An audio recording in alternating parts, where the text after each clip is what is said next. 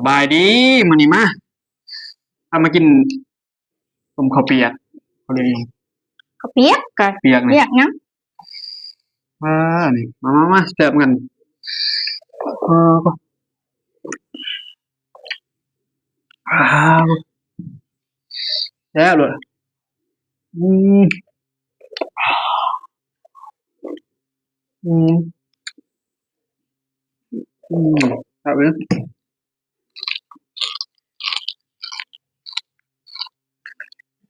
อืม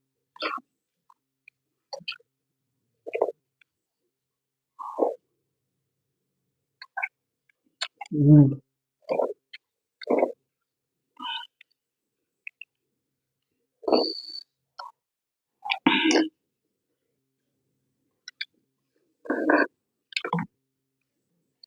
อืม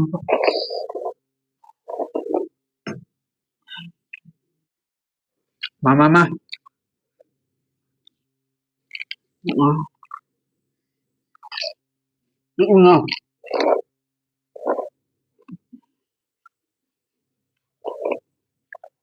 อืม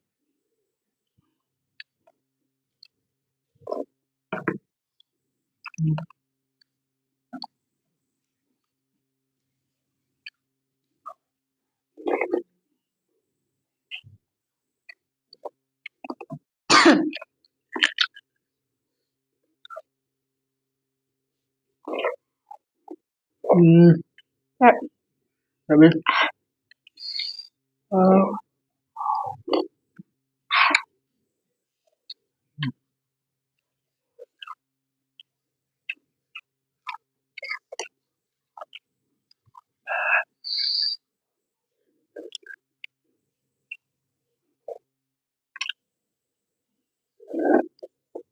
อืม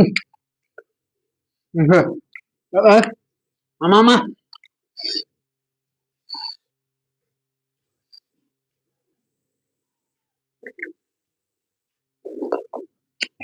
อืม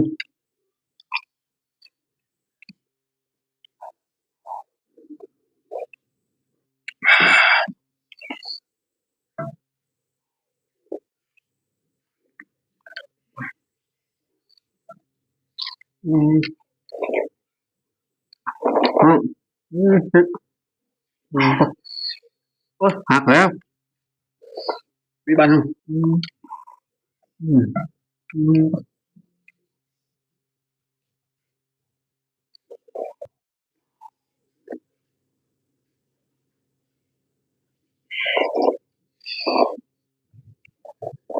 อ๋อเผ็ดอ่ะ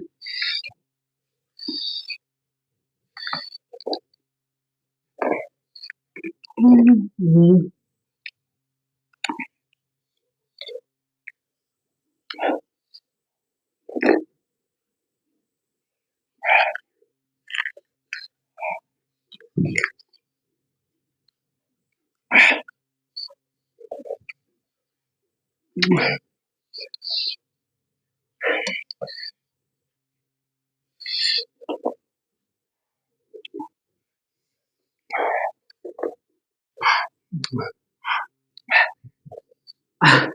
เผ็ดว่ะ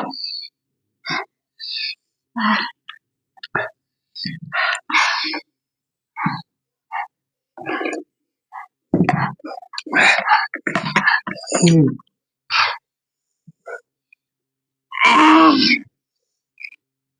เออ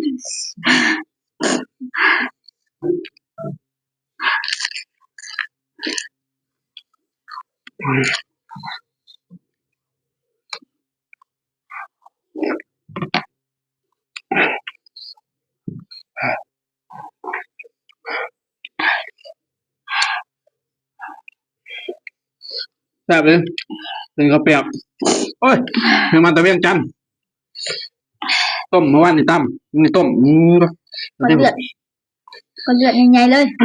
ก็เลือดอ๋ออืม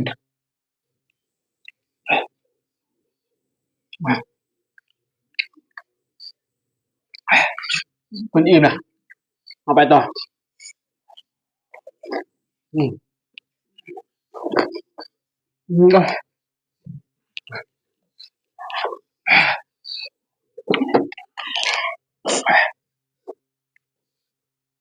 หน้าใหม่ป้าผู้ชายเลย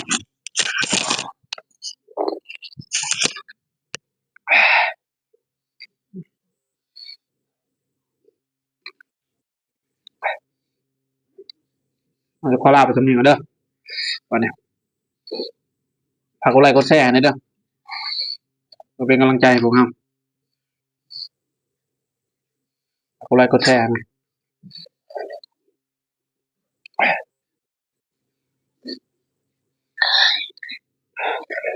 เป็นคลิปต่อไป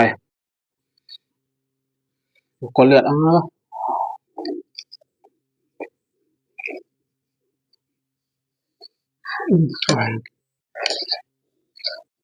ฮะ